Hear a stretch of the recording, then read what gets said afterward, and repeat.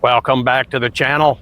Did you know that Cebu province has been named the Philippines' wealthiest province for the 9th consecutive year, with assets totaling 235.7 billion peso?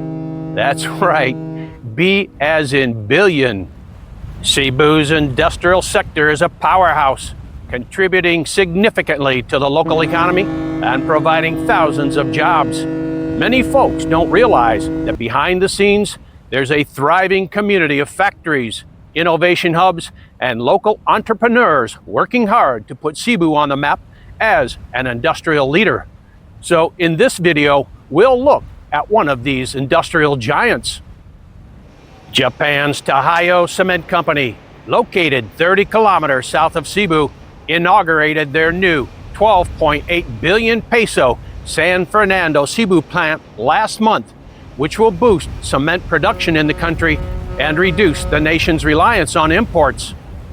Trade Secretary Alfredo Pascual said in a statement, Taiheiyo's new plant in San Fernando, Cebu will bolster the Philippines' cement production by 3 million tons annually, reducing our reliance on imports. This investment aligns perfectly with our government's Build Better More infrastructure program, he said. The new plant features several kilometers of conveyors to move product to port and advanced kiln renewal technology, which reduces carbon dioxide emissions by at least 10% through decreased energy consumption and a lower clinker factor.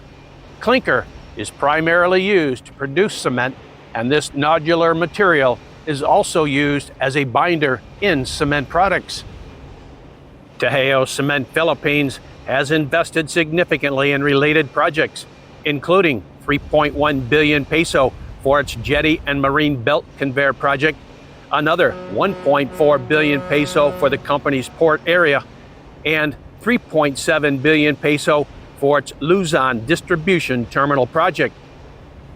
The new plant is strategically located in the Visayas area and is geared to be the strongest in the whole Visayas and Mindanao regions, and has started to market the cement products to Luzon.